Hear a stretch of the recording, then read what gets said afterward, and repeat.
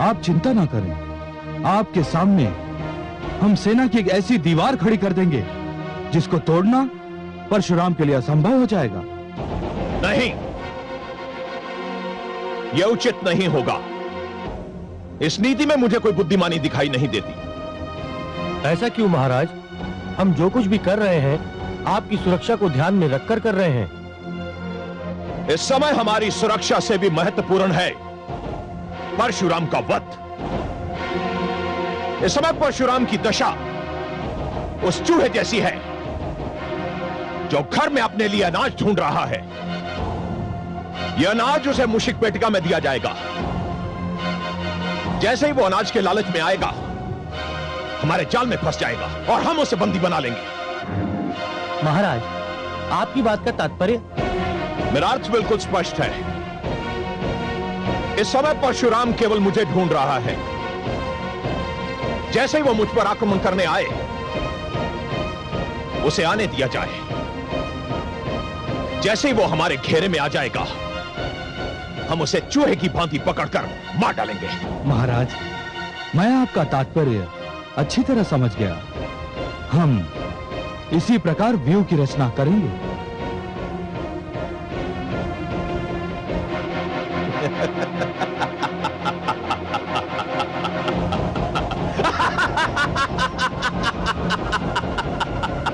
बेचारा परशुराम। परशुराम। नहीं, हम ऐसा नहीं करेंगे। हम ऐसा कदापि नहीं करेंगे। ऐसा क्यों? क्योंकि सहस्त्रार्जुन भी यही सोच रहा है। वो मुझे चूहे की भांति घेर कर मारना चाहता है। तुम लोगों में से जिनकी काया काटी मेरे समान है, ऐसे 5 युवकों को मेरा रूप धारण करना होगा और एक एक करके उन राजाओं की सेना पर आक्रमण करना होगा। तुम में से जो भार्गव वीर मेरे रूप में आक्रमण करेगा, वो आक्रमण करने के उपरांत वहां रुकेगा नहीं, वहां से भाग जाएगा ताकि सेना की टुकड़ी भी उसके पीछे भाग जाए। तदुपरांत मेरा वेश धारण किए हुए दूसरा वीर सेना की दूसरी टुकड़ी पर आक्रमण करेगा और वो भी उसी प्रकार भागेगा। इससे उनकी सेना में आतंक फैल जाएगा, भ्रम की स्थिति उत्पन्न होगी। उनके सैनिक ये समझ नहीं पाएंगे कि वो कहां जाएं और क्या करें।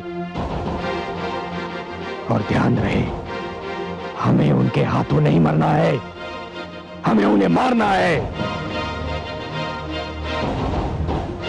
और कोई प्रश्न? नहीं, हम समझ गए, हम समझ गए, हम समझ गए।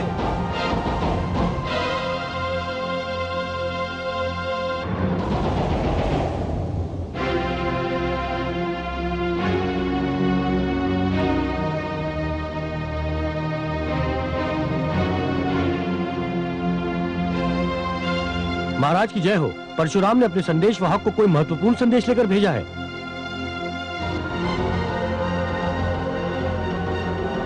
सावधान रहने की आवश्यकता है महाराज। हम परशुराम पर भरोसा नहीं कर सकते। हम है क्षत्रिय हैं। 4 पुत्रों के कटे हुए सर देखकर भी हम क्षत्रिय परंपरा को नहीं भुला सकते। संदेशवाहक का स्वागत है। वो संदेशवाहक चाहे हमारे शत्रु परशुराम का ही क्यों ना हो, उसे आदर सहित अंदर लाया जाए। जो आज्ञा महाराज।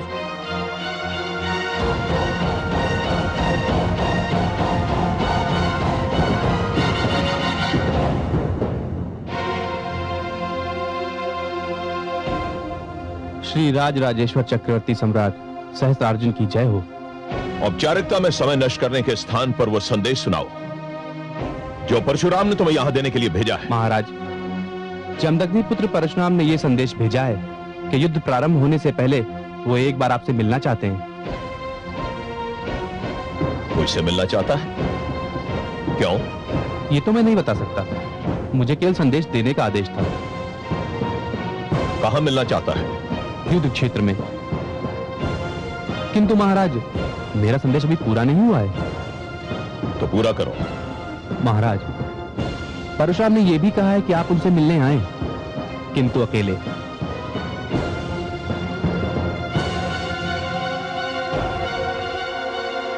आपके साथ आपके सहयोगियों में से किसी को भी नहीं होना चाहिए।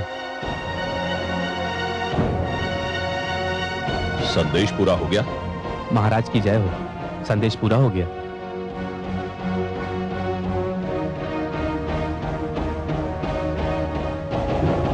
आपने क्या निर्णय लिया है महाराज?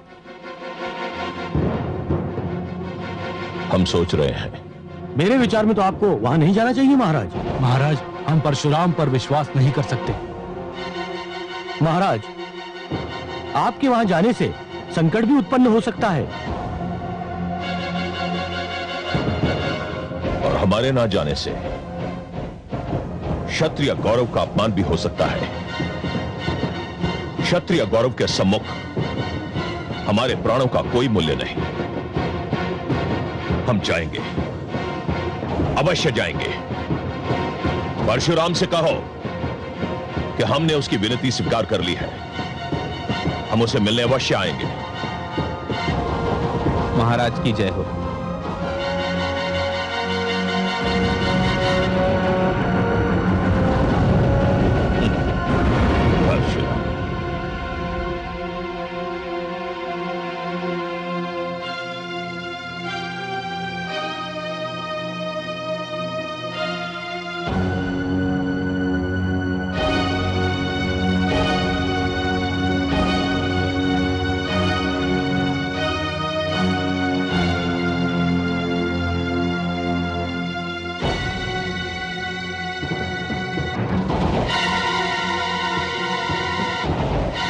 तुमने कदापि आशा नहीं की होगी कि मैं तुमसे भेंट करने आऊंगा। मुझे आशा ही नहीं, विश्वास था सहस्रार्जुन कि तुम आओगे।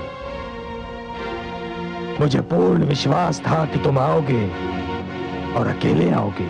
इस विश्वास का कारण? सहस्रार्जुन, मैं है इतिहास और परंपरा से भलीभांति परिचित हूं। तो ये कहो कि तुम्हें है क्षत्रिय एकता ने भयभीत कर दिया है। सहस्रार्जुन, मैं संसार में किसी वस्तु से भयभीत नहीं होता। हाँ, कुछ बातें मुझे चकित अवश्य करती हैं। मैं समझा नहीं। मैं समझाता हूं।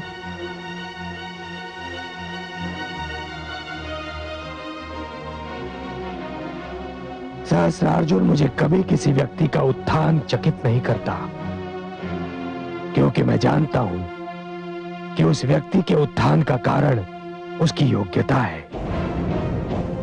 जीवन में उत्थान उसी व्यक्ति का होता है जो उसकी क्षमता रखता है, परंतु उसी व्यक्ति का जब पतन होता है कार्तवीर्य, तब मैं चकित अवश्य रह जाता हूं, ये सोचकर कि उस व्यक्ति की वो योग्यता कहां लुप्त हो गई जो कभी उसके उत्थान का कारण बनी थी। मैं तुम्हारी कथा सुनने नहीं आया। कथा सुनाने तो मैं भी नहीं आया हूं। मैं जो कुछ कह रहा हूं वो अक्षरशः सत्य है। तुम एक तेजस्वी राजा थे, बलवान शासक, प्रतापी नरेश। इतने तेजस्वी कि स्वयं भगवान विष्णु ने प्रसन्न होकर तुम्हें सहस्र बाहुओं का बल दे दिया और तुम कार्तवीर्य से सहस्रार्जुन बन गए। तुम उस योग्य भी थे, परंतु फिर तुम्हारा पतन क्यों आरंभ हो गया कार्तवीर्य? कौन कहता है कि मेरा पतन आरंभ हो गया है? मैं आज भी चक्रवर्ती हूं। पूरे विश्व में मेरे यश का डंका बज रहा है। मैं आज भी उतना ही शक्तिशाली हूं। नहीं कार्तवीर्य, नहीं, तुम शक्तिशाली नहीं हो। यदि तुम अपने मुख से कहना नहीं चाहते, तब भी इस बात को तुम्हारा मन भलीभांति जानता है। तुम झूठ बोल रहे हो। तुम्हारे पास इस बात का कोई प्रमाण नहीं। आज तुमने मुझसे युद्ध करने के लिए समस्त है क्षत्रियों को एकत्रित किया है सहस्रार्जुन, ये जानते हुए कि मैं एक अकेला योद्धा हूं। ये तुम्हारी दुर्बलता का प्रमाण नहीं तो और क्या है। दुख ये है कार्तवीर्य कि तुम्हें अपनी दुर्बलता और उसके फल स्वरूप अपने पतन का कारण ज्ञात नहीं है। तुम्हें शक्ति मिली, किंतु तुम उसे संभाल नहीं पाए। तुमने अत्याचार को वीरता माना, तुम्हें प्रताप मिला, किंतु तुम अपना संतुलन खो बैठे। उसका परिणाम यह हुआ कार्तवीर्य सहस्रार्जुन कि आज तुम्हारा पतन तुम्हारी आंखों में आंखें डालकर खड़ा है। पतन क्या होता है परशुराम, यह तुम्हें उस समय ज्ञात होगा जब मेरा पांव तुम्हारी छाती पर और मेरा खड़ग तुम्हारी गर्दन पर होगा, और जब मैं युद्ध क्षेत्र में अपने खड़ग से तुम्हारा गला रेत रहा हूंगा, तो उस समय मेरे मन में यही विचार होगा कि मैंने अपने चारों प्रिय पुत्रों के रक्त की एक एक बूंद का मूल्य प्राप्त कर लिया है। वो नहीं होगा सहस्रार्जुन, वो तो कदापि नहीं होगा, क्योंकि तुम जानते हो कि तुमने मेरे पिताश्री का वध किया था। मेरे माताश्री के प्राणों की हानि भी तुम्हारे ही कारण हुई थी। देवी अनामिका की मृत्यु के पीछे भी तुम्हारा ही हाथ था। तुम ये सब जानते हो कार्तवीर्य सहस्रार्जुन, और तुम ये भी भली भांति जानते हो कि तुम्हें इस सब का मूल्य चुकाना है, और तुम वो मूल्य युद्ध क्षेत्र में चुकाओगे। हे कार्तवीर्य, तुम ये सब यदि नहीं जानते तो मेरे बुलावे पर इतनी सरलता से नहीं आते।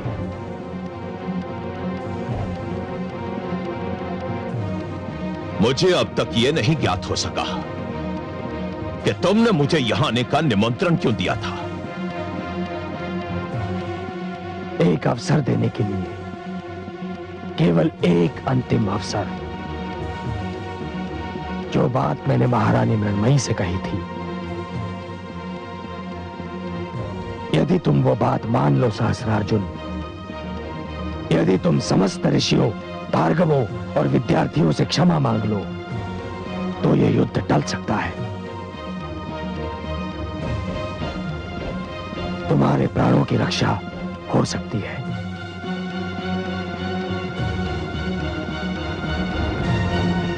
इसका उत्तर तुम्हें कल यही मिलेगा परशुराम, इसी युद्ध क्षेत्र में।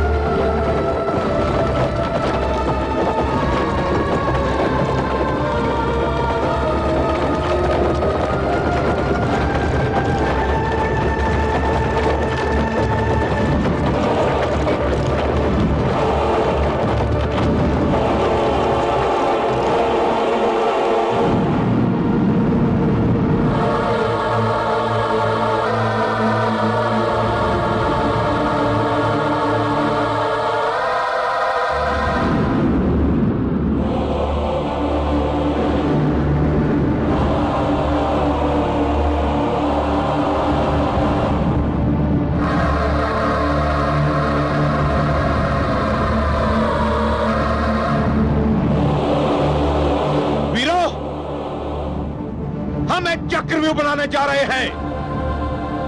समझ रहे, एक एक सैनिक, एक एक योद्धा का एक ही लक्ष्य होगा, परशुराम। वो जिस ओर से भी चक्रव्यूह में प्रवेश करने का प्रयत्न करे, उसे घेर कर मार दिया जाए। यह इतिहास का बहुत ही अनोखा युद्ध होगा। एक ही व्यक्ति की मृत्यु और विजय। परशुराम किसी और से भी बचकर न जाने पाए।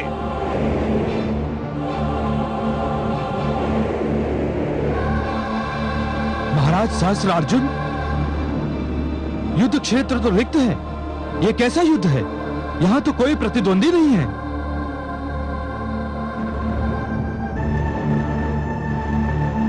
ऐसा प्रतीत होता है कि आज भार्गव भय के कारण नहीं आएंगे। हाँ, मुझे तो ऐसा लगता है कि आज युद्ध ही नहीं होगा।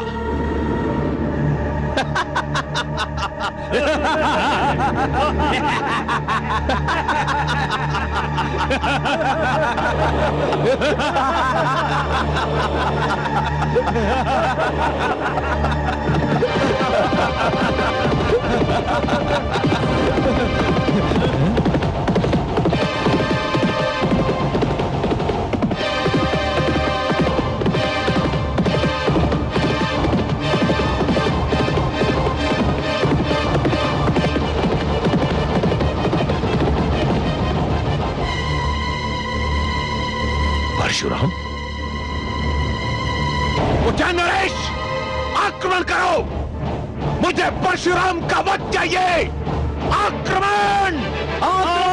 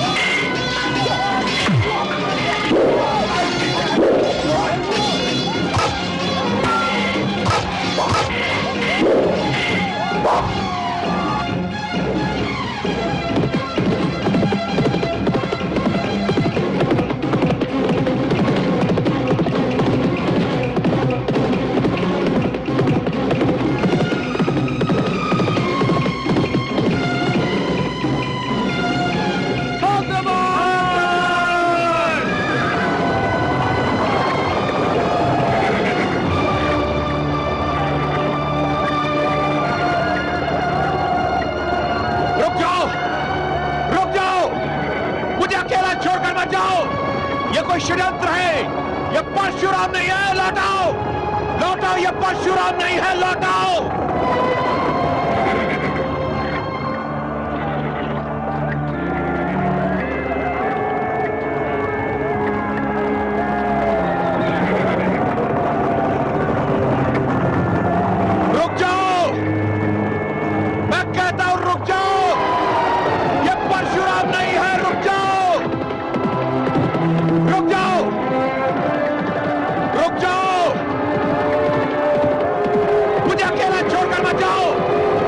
षड्यंत्र है, ये परशुराम नहीं है, लौटाओ लौटाओ, ये परशुराम नहीं है, लौटाओ।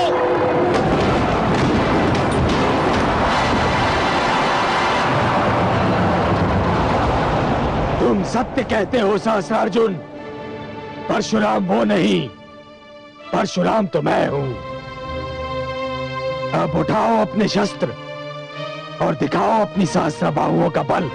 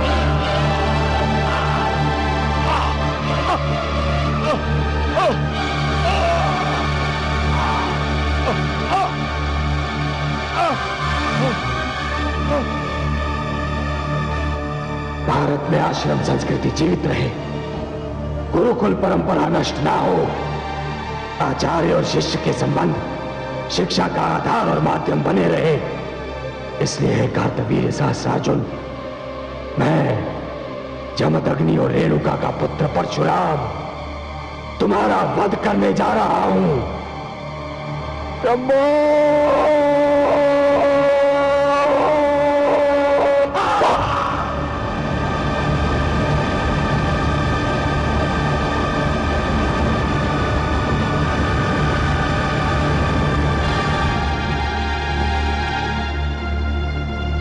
शंभो!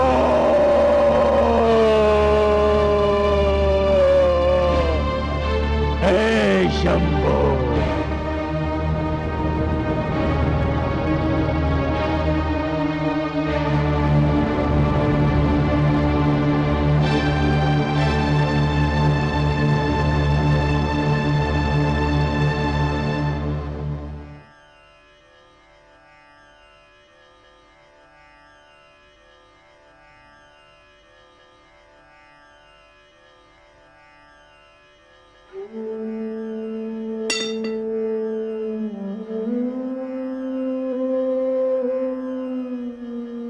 हे माता, हे पिता, मैंने आपको वचन दिया था कि इस धरती को हे क्षत्रियों के रक्त का सरोवर बना दूंगा। मैंने अपना वचन निभाया है माता।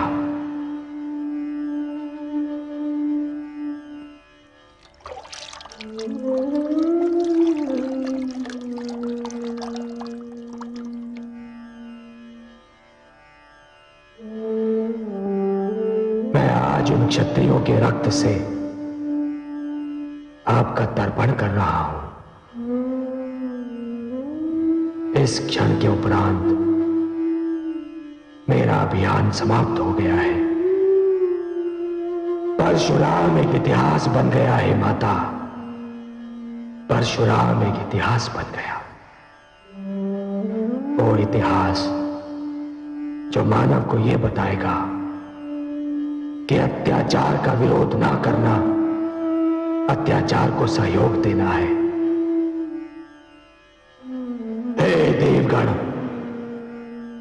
हे ब्रह्मा, हे शिव शंभो, परशुराम ने अपना लक्ष्य पूर्ण कर लिया। मैंने अपना लक्ष्य पूर्ण कर लिया।